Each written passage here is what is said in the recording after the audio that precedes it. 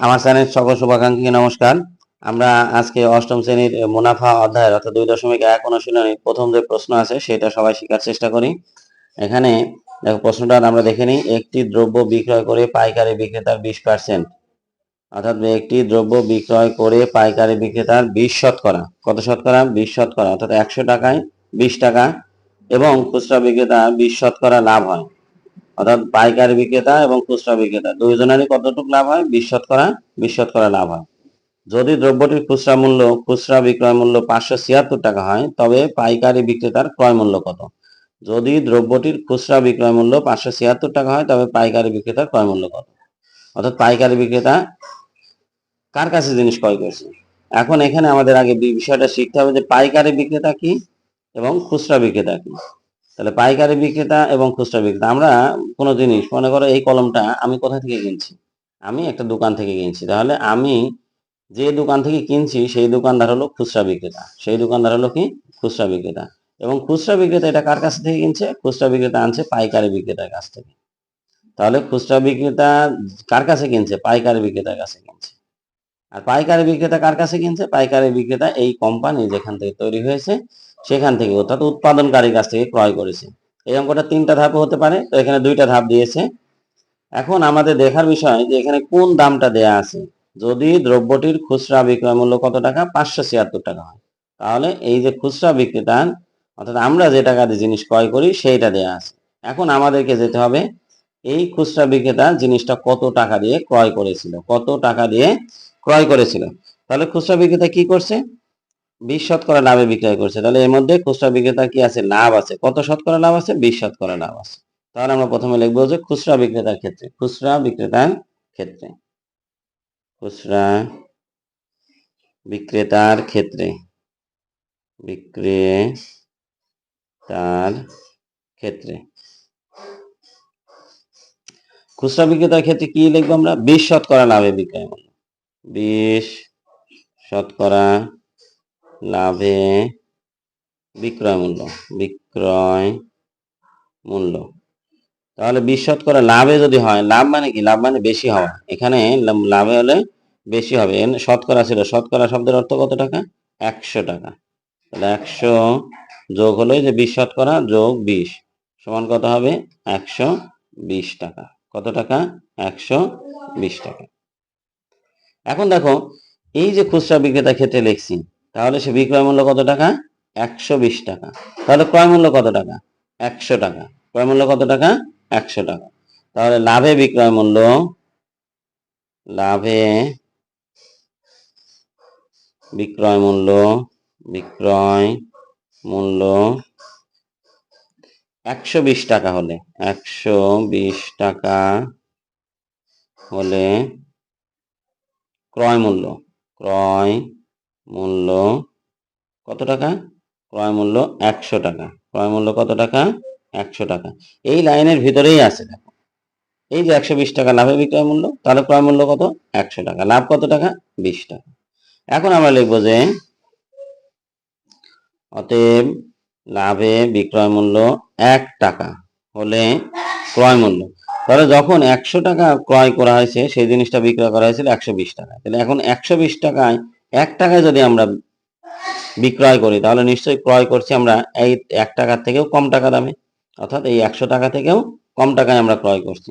তাহলে আমরা যদি কম বোঝাতে ব্যবহার হয়, তাহলে এখানে যেটা থাকবে এই 100টা হবে ভাজ্যের জায়গায়, আর এটা হবে ভাজকের জায়গায়, অর্থাৎ ভগ্নাংশের, অর্থাৎ ভাগ হবে। এই 100কে 120 দ্বারা ভাগ করব। এখন দেখো এই যে আমাদের মূল যে টাকাটা, অর্থাৎ যে টাকা দিয়ে আমরা বিক্রয় মূল্য, এই যে বিক্রয় মূল্য কত টাকা? 576 টাকা। 576 টাকা। লাভে বিক্রয় মূল্য 576 টাকা হলে ক্রয় মূল্য। এখন দেখো 1 টাকায় যদি এত টাকা হয়, তাহলে 576 টাকা 1 থেকে অনেক বেশি, তো তাহলে জিনিসটা অবশ্যই বেশি টাকা দিয়ে ক্রয় করা হয়েছে। যদি বেশি বোঝাতে ব্যবহার হয়, তাহলে যে ভগ্নাংশ থাকবে সেই ভগ্নাংশের আমরা লবের সঙ্গে গুণ করব। কার সঙ্গে গুণ করব? লবের সঙ্গে গুণ করব, বেশি বোঝাতে। এখন দেখো এইটাতে আমরা হিসাব নামাতে হবে। এখন হিসাব আমরা কিভাবে নামাবো? ক্যালকুলেটর ছাড়াই দেখো, প্রথমে তো এটা শেষে শূন্য আছে, এটা শেষেও শূন্য আছে, তাহলে আমরা একটা শূন্য শূন্য কেটে দিলাম। এখন দেখো 5ও জোড় সংখ্যা, 12ও জোড় সংখ্যা, এটাও জোড় সংখ্যা। জোড় সংখ্যা যে কোনো জোড় সংখ্যাকে 2 দিয়ে ভাগ যাবে। কত দিয়ে ভাগ যাবে? 2 দিয়ে। তাহলে এই জায়গায় আমরা হিসাবটা করব। হিসাবটা কিভাবে করব দেখো, এখন এটাও জোড় সংখ্যা, এটাও জোড় সংখ্যা, যে কোনো জোড় সংখ্যাকে ক্ষুদ্রতম জোড় সংখ্যা 2 দিয়ে অবশ্যই ভাগ যাবে। কত দিয়ে ভাগ যাবে? 2 দিয়ে। তাহলে আমরা 2 দিয়ে যদি 12কে ভাগ করি, দেখো 2 দিয়ে কতকে ভাগ করবো আমরা? 12কে, অর্থাৎ 12 ভাগ করবো এভাবে 2 দিয়ে, 6 দিয়ে, 2 এর ঘরে নামটা বললে 6 দিয়ে 12 হবে। তাহলে এখানে কত হলো? ভাগফল 6 পেলাম আমরা। অর্থাৎ 2 দিয়ে এইটাকে যদি আমরা ভাগ করি তাহলে ভাগফল পাবো 6। এখন এখানে কত আছে? 576, অথবা এখানে কত আছে? 10 আছে। আচ্ছা 10টা থাক, আমরা 576কে দেখি 2 দিয়ে ভাগ যায় নাকি। 576 ভাগ 2, এইভাবে আমরা ভাগ করব। প্রথমে এখানে একটা থাকলে এখানেও একটা, তাহলে 2 2 কত হবে? 4 হবে। বিয়োগ করলে কত নামবে এখানে? 1। এরপর এখান থেকে 7 আসবে। কত আসবে? 7। এখন দেখো 2 এর ঘরের নামটা যদি আমরা পড়ি, এখানে আছে 17, 8 2 কত হবে? 8 2 হবে 16। তাহলে এখানে কত থাকবে? 1 থাকবে। বিয়োগ করলে এখান থেকে আবার নামবে 6। তাহলে আবারও 2 2 16-র মধ্যে 8 বার যাবে। কতবার যাবে? 8। তাহলে ভাগফল কত পেলাম আমরা? 288। 288। তাহলে এটাকে আমরা 2 দিয়ে যদি ভাগ করি তাহলে হলো 288। 288। এখন দেখো এখানে আছে 6 আর এইখানে আছে কত? 288। দেখি 6 দিয়ে সরাসরি যায় কিনা। 6 দিয়ে ভাগ করব। 6 দিয়ে কাকে ভাগ করব? 6 ভাগ করব আমরা এই যে 288 আছে এইটাকে। 288। দেখো এখানে 6 আর এখানে আছে 2, তাহলে 2 ছোট যাবে না। তাহলে এখন এখানে 2টা নেব আমরা, অর্থাৎ এই 28। তাহলে 6 ঘরের নামটা বললে আমাদের 4 ছক 24, 5 6 30, বেশি হবে। তাহলে 4 6 কত? 24। তাহলে 28 থেকে যদি 24 বাদ যায়, 8 থেকে 4 বাদ গেলে কত থাকবে? এখানে 4 থাকবে। এখানে কত নামবে? 8। এখন এখানে 6 8 48, 6 8 কত? 48। তাহলে কত পেলাম আমরা এখানে? 48 পেলাম। অর্থাৎ এই 6 দিয়ে যদি সরাসরি আমরা 288-কে ভাগ করি তাহলে আমরা কত পাবো? 48 পাবো। এখন এটার সঙ্গে কত গুণ? এই যে গুণ আছে এখানে, কত গুণ? এটার সঙ্গে গুণ হবে আমাদের 10। তাহলে যদি 1 আছে, 1 দিয়ে যদি গুণ করি, 48 একে 48। আর কোন অঙ্কের শেষে যদি শূন্য থাকে তাহলে এখানে শূন্য দিলেই হবে। দেখো এখন আমরা কি পেলাম? এটা কার ক্রয় মূল্য পেলাম? এটা পেলাম আমরা খুচরা বিক্রেতার ক্রয় মূল্য। এখন খুচরা বিক্রেতা কার কাছে দ্রব্যটা ক্রয় করছে? খুচরা বিক্রেতা দ্রব্যটা ক্রয় করছে কার কাছে? পাইকারি বিক্রেতার কাছে। তাহলে আমরা লিখবো কি? যে পাইকারি বিক্রেতার বিক্রয় মূল্য। পাইকারি বিক্রেতার বিক্রয় মূল্য। অতএব পাইকারি বিক্রেতার বিক্রয় মূল্য সমান কি হবে? খুচরা বিক্রেতার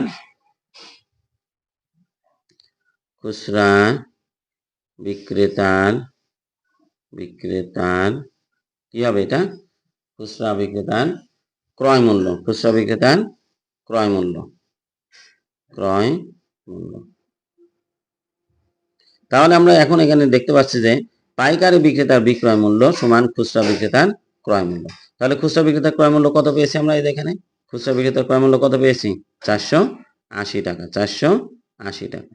তাহলে এখন দেখো যে আমরা পাইকারি বিক্রেতার বিক্রয় মূল্য পেলাম, কিন্তু আমাদের প্রশ্ন কি বলেছে? পাইকারি বিক্রেতার ক্রয় মূল্য বের করতে হবে। কি বের করতে হবে? পাইকারি বিক্রেতার ক্রয় মূল্য। তাহলে আমরা এখন এখানে লিখছিলাম যে খুচরা বিক্রেতার ক্ষেত্রে, এখন লিখবো আমরা পাইকারি বিক্রেতার ক্ষেত্রে। পাইকারি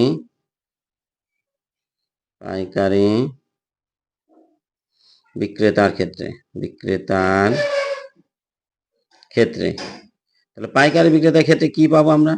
পাইকারি বিক্রেতা কতটুকু লাভ করছে? দেখো পাইকারি বিক্রেতা 20% লাভ করছে। কত শতকরা লাভ করছে? 20% লাভ করছে। তাহলে আমরা এখানে লিখবো পাইকারি বিক্রেতার ক্ষেত্রে 20% লাভে বিক্রয় মূল্য। লাভে কি? বিক্রয় মূল্য।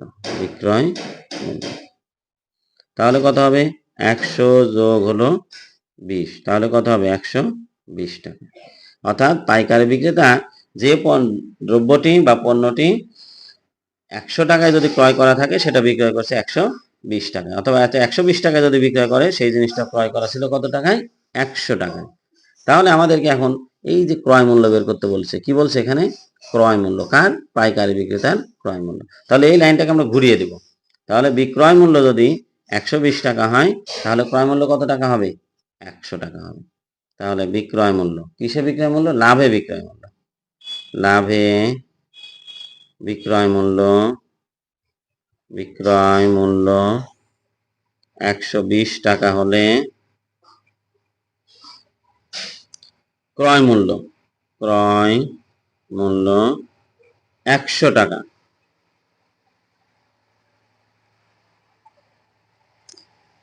এখন আমরা দেখবো যে লাভে বিক্রয় মূল্য 1 টাকা হলে ক্রয় মূল্য, অবশ্যই ক্রয় মূল্য কম হবে, কম হলে এইটাকে আমরা এটা দিয়ে ভাগ করব, অর্থাৎ 120। এখন এটা কত টাকা দিয়ে ক্রয় করা হয়েছিল? অর্থাৎ পাইকারি বিক্রেতা কত টাকা দিয়ে বিক্রয় করছিল? পাইকারি বিক্রেতারই যে পাইকারি বিক্রেতার বিক্রয় মূল্য কত টাকা? 480 টাকা।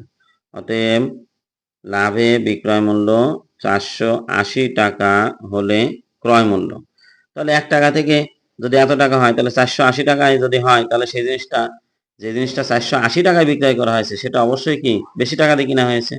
তাহলে কোথায় গুণ হবে? এই 480 লবের সঙ্গে গুণ হবে। ভগ্নাংশের কোথায় গুণ হবে? লবের সঙ্গে গুণ হবে। তাতে 100 গুণ হবে 480, ভাগ হবে কত? 120 টাকা। এখন দেখো এই শূন্যর সঙ্গে যদি আমরা এই শূন্য কেটে দিই, আর যদি 12 যেহেতু এখানে আছে, তাহলে 12 ঘরের নামতা যদি আমরা পড়ি, 4 12 কত হবে? 4 12 হবে 48। 4 একে 4, আর আমরা দুইটা শূন্য, কত শূন্য? দুইটা শূন্য। তাহলে আমাদের প্রশ্নে কি বলেছিল? তবে পাইকারি বিক্রেতার ক্রয় মূল্য কত? পাইকারি বিক্রেতার ক্রয় মূল্য কত? তাহলে এটা আমরা কার ক্রয় মূল্য পেলাম? এই যেখানে লিখছিলাম, আমরা কি লিখছিলাম? পাইকারি বিক্রেতার ক্ষেত্রে। তাহলে আমরা পাইকারি বিক্রেতার ক্রয় মূল্য পেলাম। তাহলে লিখবো যে অতএব দ্রব্যটির পাইকারি বিক্রেতার ক্রয় মূল্য, অতএব পাইকারি বিক্রেতার ক্রয় মূল্য কত টাকা? 400 টাকা। আমরা উত্তর লিখবো কত টাকা? উত্তর লিখবো 400 টাকা।